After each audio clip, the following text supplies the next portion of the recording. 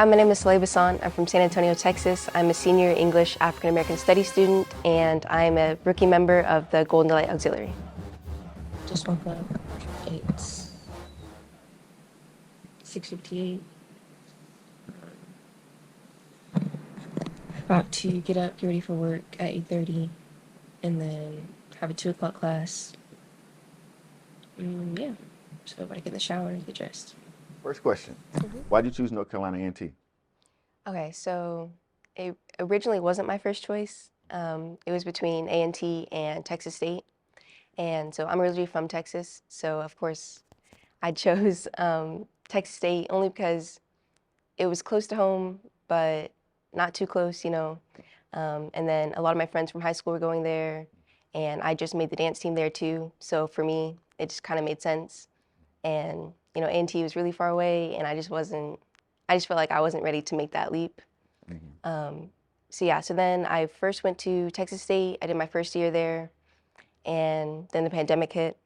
And so while the pandemic was going on, I kind of like had a lot of time to like think about what I really wanted in my college experience. And just from that first semester at Texas State, I felt like that wasn't really the right fit for me. So then I kind of went back to thinking about A&T, and I was like, that's really where I want to be. So I just applied, I made that decision, and yeah, I was like, I think that's what I want out of my college experience, is to go to an HBCU and really find myself there. Okay, so Miss Tanika told us we have to come until 9 today, so I'm just now about to head out. We're saying bye to my plant babies. It's pretty dark in here, you can't really see them. Actually, let me try.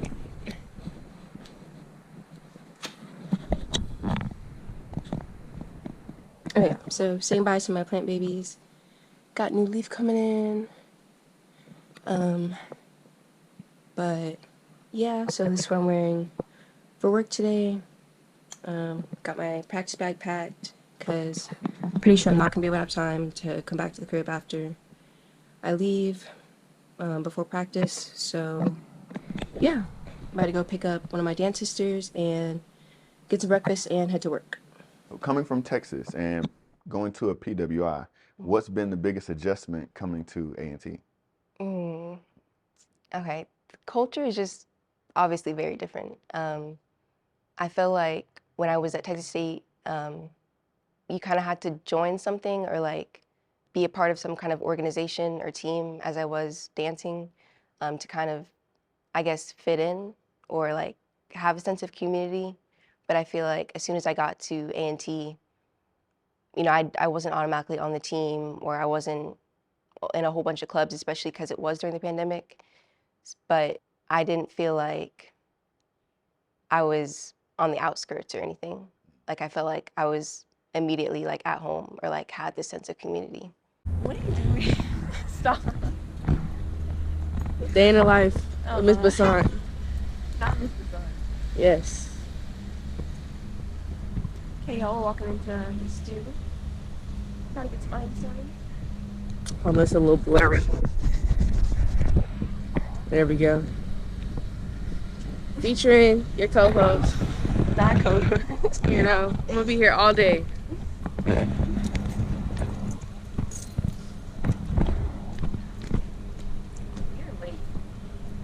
You're very late. We can't be late if she wasn't there. She's there now.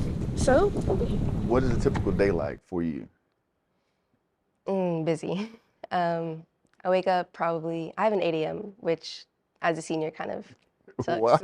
Why do you have an 8 a.m. Because class? it was just the way, I'm trying to graduate. And so it was just the way that my other classes were set up. I had to take that at 8 a.m. in order to graduate and take all the other classes I need to take. But yeah, so usually have an 8 a.m. But when I don't, I go to the studio because I work for Miss Tanika at the studio every day. So I usually get up around 8 or 9, go to the studio, do that. I'm the inventory manager there. So she has like a party planning event business. So I do that. I set up like decor and all that. And then I go to class. I usually have like 2 to 3 classes a day. and then I might go back to the studio between classes, and then after that, it's right to practice. Okay, y'all, we finally made it to work. Just finished eating. Actually about to start doing some work. So this week's pretty easy because we're just setting, I think we're setting up for one event. So this is the stuff, this is set up from last week. I think it was like a Sweet 16. We're just gonna take this down today. Coming in here, Father Marcus. Look at all these balloons. Marcus, say hi. Hi guys. So we're breaking down a party, and yeah, this is what we do every day. Too excited. Look at Rod trying to run away. Okay, come say hi. What's up, y'all? What's up? How y'all doing, man? We just come, basically tear everything down on Mondays, and then basically start preparing for the next party. So that's basically how the day finna go right now. Mm-hmm. Okay, let's go bother Annie's. You mentioned previously that you danced, and so you had experience coming in. What was your dance experience prior to coming to A&T? These are some of the balloons from previous weeks. My sister Annie's. Yes, expression. That's it. Give the camera more. Give the people what they want. You decide. Come on, on my phone. Hi. Fit of the day? Fit check? Yeah. Yes. I'm getting her in trouble with her boss. Okay. So we're actually gonna start working now. So I'll see y'all in a little bit. I'll say it was completely different than what is at A&T right now. So, well, one, I don't have the most dance experience compared to like my sisters or the rest of the team. Like I didn't do studio training or like competition like most of my sisters have. So I think I first started dancing, it was my sophomore year of high school. And it was kind of just like, it was a pep squad in high school. We had pom-poms and we were in the bleachers and we cheered at games, but it wasn't anything like the stands or like the field routines that we do here at A&T. So it was a very, I want to say that that experience didn't really prepare me for Golden Delight, like at all. And it was a really big adjustment. So like I had to learn to be able to like, I guess, put myself and my personality into the dance here at A&T, because previously it was kind of just learn the moves, make sure you're sharp about it, and smile. So, Big yeah. adjustment. Yes. What's good, folks? I just had my day in life, so I'm gonna get in her day in the life. This is Soleil, the best. No joke. Yodeling, yodeling, yodeling, Soleil. Isaiah Taylor, Cold Steel. We at work, but guess what? The fun never stops. Day in the life. She's the best. It's her. Boom.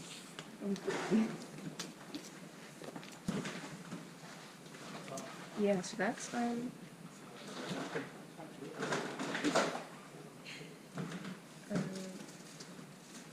yeah, so you don't have to fold a million drapes. It's not boring because Isaiah's here. You're a senior, Mm-hmm. transfer student. You work. You're trying to graduate with an 8 a.m. class. Mm-hmm. I'm never gonna forget that. How do you balance, and you're a rookie member of Golden Light, how do you balance school band and everything else? I'm gonna be honest, I feel like I don't. It's definitely challenging to have in anything else.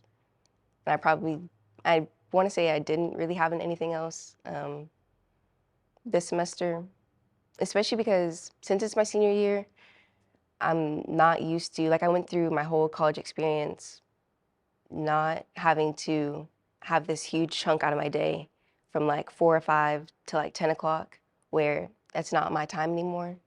You know, like I'm focused on the band and Golden Delight and being a rookie. So it's very new coming from 3 years where, you know, I didn't have to manage all these different things.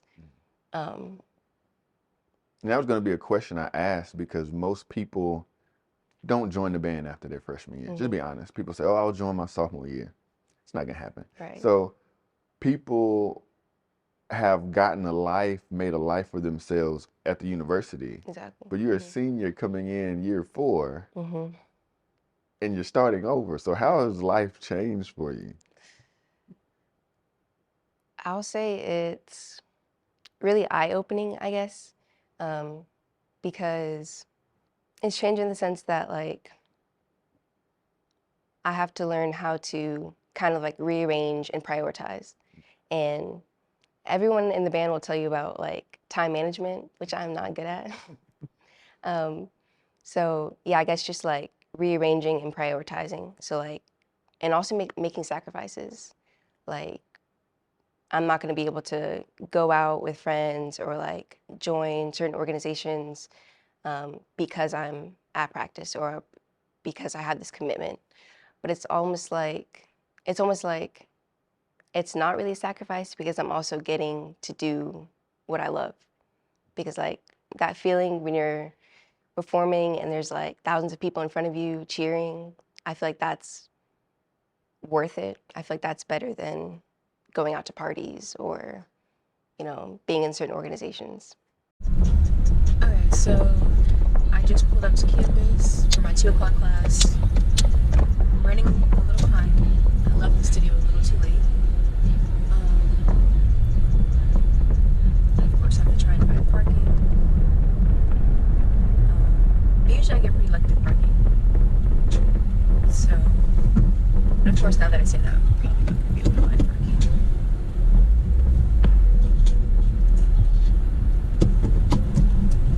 It's raining. I'm pretty sure I don't have my umbrella in here, even though I usually always do. So you're different. And let me phrase this. So is when people come into the band program, I'm looking at everybody, but it's like 115 new people. It was my daughter who looked at you and was like, Collins is my daughter, she started her lock journey and she has locks for a year. And she was like, Daddy, she looks like me. And I was like, what? I didn't know this, I was like, oh, like she has locks. And most dance squads or band in general, it's all about uniformity.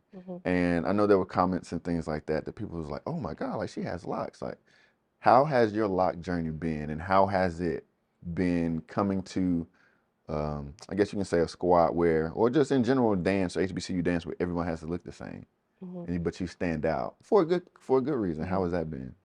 Okay, so I ended up having my umbrella. Love that for me. And I'm pretty sure I'm going to make it on time to my class. So, yeah, I just headed to Shakespeare.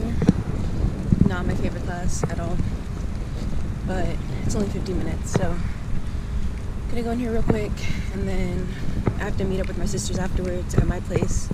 So do that real quick and then head to practice. So, yeah. I definitely love it. When I was first trying out, though, I was really nervous because, when they tell you when you come to tryouts, try to like look the part, look the Golden Delight part. And I've never seen Golden Delight with locks or many HBCU dancers with locks. So I was really nervous about making that decision to come into tryouts with locks. And because I was going to slap on a wig and, cross my fingers and hope that they were still going to take me.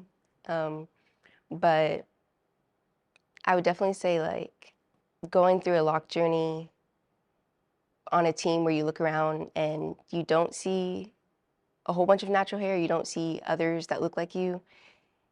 At first it was kind of like, not that I felt like an outcast or anything, but I just felt like different. And, as a rookie, you're trying to like merge onto the team. You're trying to like look the part.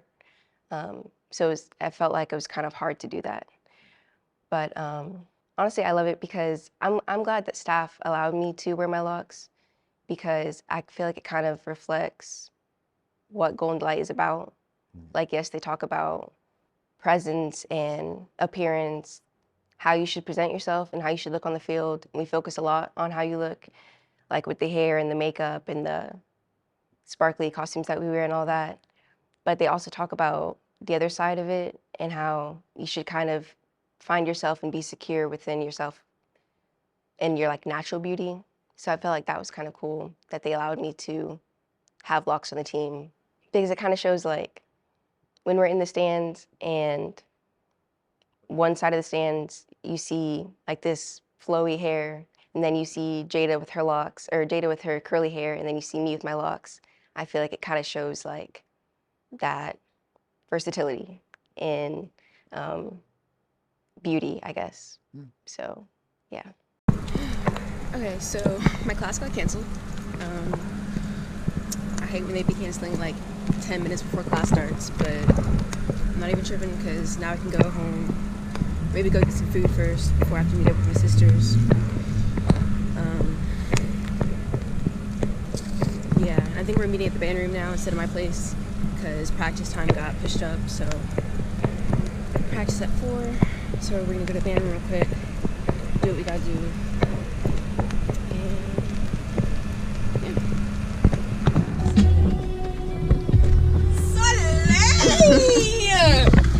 Y'all, this is my greeting every single day. Like, every day. Yes. I'm so hungry. So, yeah, me and Ken are going to pick up some food before we have to go to practice. And, yeah. She's kind of the mama of the bunch, Yes. right? So how is it as the senior elder statesman for your rookie sisters? I love it. We get you on camera doing it. Crashing Soleil. No, Wait, I'm no, gonna be Soleil. no evidence or it didn't happen. Good morning, I'm Soleil. Stop. I just have to shake my locks real quick. And now I have to do my skincare routine. Can't stand Dog. This is like her, like organic face. Yeah, how's it gonna work? Yeah, her organic. I can't stand my dog. How she drive? She be like, Y'all. hands to hands. Hands at 9 and 2. Okay, let's go. Yeah, Soleil's our she's the mom. I don't think like She comes to performances with snack bags, right? With like drinks and a Ziploc bag, pistachios. I love it because I feel like I'm kind of someone who has more experience because, they're incoming freshmen. So, yes, they're my sisters, but I kind of feel like the big sister. So I can kind of like, which I'm used to because I'm the oldest out of my siblings. So I can kind of like help them, like give them advice or like on like things outside of dance. Like, cause a lot of times, like I said, like they have more experience, like dance wise. So like they can help me on that aspect. And then I can help them like, I guess in the real world kind of aspect. So yeah, I just feel like those are like all my little sisters. And yeah, I just feel like we have a relationship outside of just being dance sisters. Like I feel like those are really like my sisters, like for life. And I feel like those are relationships I'm always gonna have. You've had 1 year to observe of being a rookie member, but you've observed from afar. And the A&T experience, the University Band experience, the BGMM experience, the Golden Delight experience. What do you feel is the essence of Golden Delight? The essence of Golden Delight. I kind of touched on it earlier, just about the being secure, like in who you are and kind of like finding yourself. Because yes, it is about, there's like a Golden Delight style or Golden Delight look, but I really feel like everyone on the team kind of has their own like personality and their own way of like representing Golden Delight. So I feel like Golden Delight is really just about finding that inner you, like that inner beauty that you find within yourself and like that inner power, and kind of like translating that into dance and like showing, I guess, people who are looking from the outside in kind of, I guess, what it means to like kind of hone in your own power and beauty as like a woman while also doing what you love. So. Last question. What do you want your legacy to be as a member of the Blue and Gold Marching Machine? I've been dreading this question. Okay. Don't dread the question. Everybody has to think about it. Okay. That's so hard because I'm only here for a year.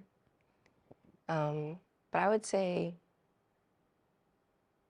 I want to be remembered as someone who, I guess, inspires others to go for what they really want, despite like all the different circumstances that may be like kind of telling them, no, you shouldn't, or maybe you should go in a different direction, or maybe this isn't for you. And I say that because like when I first tried out for Golden Light, I tried out my junior year and I didn't make it. And that was really hard for me because that was something that like I really worked hard for and like I really, really wanted. And I was like, at first I was like, okay, I'm not gonna try out again because it is my senior year and like I don't wanna like limit myself and like put all these restrictions on myself. But I was like, when am I gonna be able to have this experience again, like dancing for an HBCU dance team? Like I'm not gonna get that later on in life. So yeah, I would just say I wanna be able to inspire other people to just really find what they want and go after it despite whatever else it is that might be holding them back. Okay. This is the first time I've ever spoken after someone's legacy comment. I just want you to know a phrase that I live by: it don't take many to do plenty. Meaning it may be 1 year and that's it, but that 1 year impact could leave a lifelong legacy for others to follow. Right. So it doesn't take many. It doesn't take 4 years. It doesn't take a lifelong impact to make an impact. So just with a little bit of time, you can make a difference, and you have made a difference, definitely in my daughter's life. So you never know who's looking at you, both physically, out, externally, to say I can do that in just 1 year's time. So. Thank you. I really appreciate that.